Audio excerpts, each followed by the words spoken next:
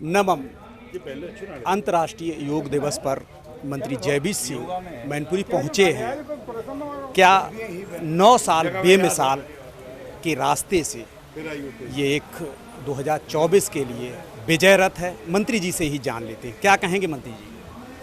देखिए, आज योग दिवस है, अंतर्राष्ट्रीय योग दिवस। भारत की बहुत बड़ी सफलता।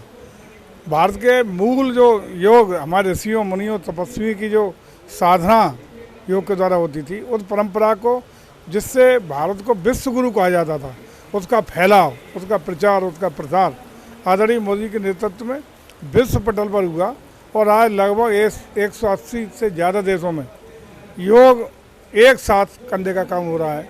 और इससे भी बड़ी बात है कि आज यूएनओ में न्यूयॉर्क में आदरणीय योगी जी के मोदी जी के नेतृत्व में वहाँ योग का कार्यक्रम चल रहा है।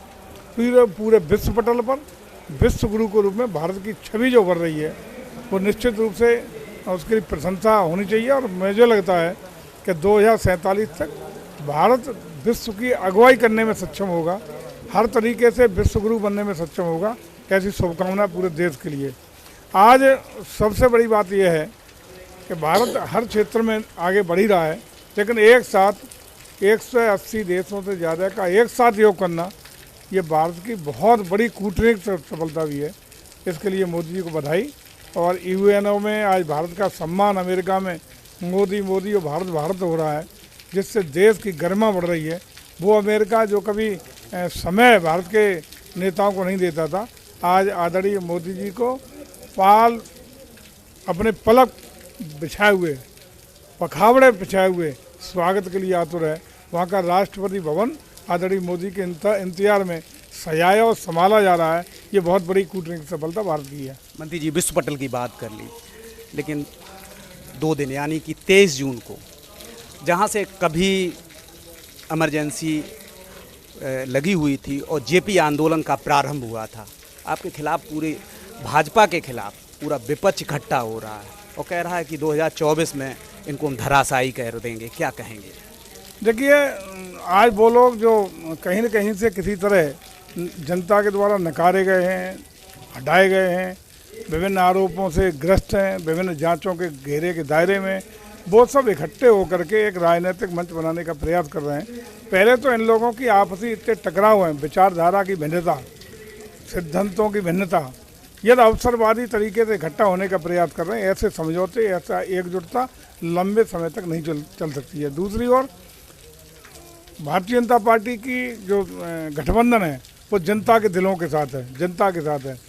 जन कल्याणकारी नीतियों को लेके, विकास कार्यों को लेके और सजग सेवा भाव से लगातार 9 साल से जो काम किया जा रहा है, 9 साल बेमिसाल रहे हैं। इस पर निश्चित रूप से भारतीय जनता पार्टी को जन जन का सहयोग और आशीर्वाद प्राप्त है। आप जान रहे होंगे कि 9 साल के अंदर कोरोना काल आया।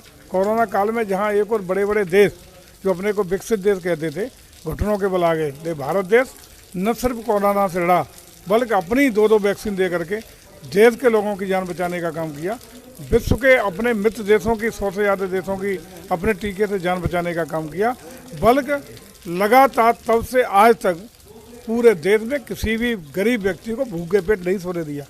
सारे लोगों को खाद्यान्न की व्यवस्था, गल्ले की व्यवस्था, चावल की व्यवस्था, तेल की व्यवस्था और अन्य रोज़मर्रा की ज़रूरतों की व्यवस्था करने का काम किया है। ये बहुत बड़ी उपलब्धि है। लोक कल्याणकारी योजनाओं की बात करें तो गरीबों के लिए राशन पानी से लेकर के, मकान से लेकर, गैस तक लेकर के, पानी तक के लेकर के सारी जीवन की सारी आवश्यकताएं पूरी करने का काम किया है। और उन लोगों के चेहरे तक मुस्कान देने का काम किया है जिनको कभी किसी ने पूछा नहीं, कभी किसी ने तवज्जो नहीं दी। ऐसे लोगों को विकास की किरणें पहुंचा करके जन जन का विश्वास जीतने का काम हमारी सरकारों ने किया है। और वही एक कारण बनेगा कि 2024 में पुनः प्रचंड बहुमत के साथ आदरणीय मोदी जी के हाथों को देश मजबूत करने का काम करेगा। आप यहाँ योग दिवस पर लगे हुए हैं। उन्होंने तो विपक्ष की, समाजवादी पार्टी की 36 सीटें अपनी तैयारी पूर्ण कर ली है और कह रहे हैं कि अघोषित इमरजेंसी है, उसका पर्दा हटेगा। विपक्ष को लोकतंत्र है, विपक्ष को अपने काम करने का हक है, करना भी चाहिए, कर रहे हैं, कोई दिक्कत की बात नहीं। मैंने कहा कि जनता के दिलों का गठबंधन भारतीय जनता पार्टी के साथ है। हम निश्चित रूप से अपने कार्यों के बल पर, अपनी नीतियों के बल पर, अपने जो समाज सेवा के बल पर, सेवा के बल पर जीतने का काम करेंगे। पूरा समर्थन और आशीर्वाद जनता का भारतीय जनता पार्टी को मिलेगा। 2024 में प्रचंड बहुमत से एक बार पुनः कमल पूरे देश में खुलेगा और उत्तर प्रदेश में 80 की 80 सीट भारतीय जनता पार्टी जीतेगी। मंत्री जी, आखिरी सवाल, जहां आप एक तरफ कह रहे हैं 81,000 करोड़ 81 करोड़ लोगों को अन्न दे रहे हैं, वहीं विश्व पटल पर हम जब 180 के इंडेक्स में देखते हैं तो भारत 141 श्रेणी में आता है। ये हमारी उपलब्धि है। देखिए, मैं समझता हूँ कि आर्थिक मोर्चे पर बगल के देश जो हमारे साथ आज़ाद हुआ, पाकिस्तान भुखमरी के कगार पे है। अगल बगल के देशों की स्थिति देख लें या विश्व के वो देश जो आर्थिक संघर्ष कर रहे हैं, वित्तीय स्थिति से जूझ रहे हैं, वहीं भारत जीडीपी में, ग्रोथ रेट में विश्व के नंबर 1 ग्रोथ पर है इस समय। अब देखिए ना, चाहे आर्थिक हमारा औद्योगिक विकास हो, आर्थिक विकास हो, हर मोर्चे पे गरीब कल्याणकारी योजनाओं का हो, हम बहुत शीर्ष पर जाने का प्रयास कर रहे हैं। और इसी का परिणाम है कि विश्व की सबसे बड़ी 5वीं अर्थव्यवस्था इस समय भारत है। और निकट समय में आपको देखने को मिलेगा कि हम तीसरी सबसे बड़ी अर्थव्यवस्था बनने जा रहे हैं। वो देश जिसने 1947 तक हम पर गुलामी भारत पर राज्य किया, हम गुलाम रहे जिस देश के, उस देश से बड़ी अर्थव्यवस्था भारत है आज। ब्रिटेन से बड़ी अर्थव्यवस्था आज भारत बना है। ये हमारी गौरवशाली क्षण है और निकट भविष्य में निश्चित रूप से तीसरी सबसे बड़ी अर्थव्यवस्था बनेगी। और हम नहीं कह रहे, पाकिस्तान के ही कर रक्षा मंत्री का बयान आपने सुना होगा, जिसमें उन्होंने कहा कि अब पाकिस्तान आर्थिक मोर्चे पर, सामरिक मोर्चे पर, रक्षा के क्षेत्र में कहीं भारत के सामने टिकने वाला नहीं है, क्योंकि भारत बहुत बड़ी वित्तीय और आर्थिक महाशक्ति बन चुका है। शुक्रिया।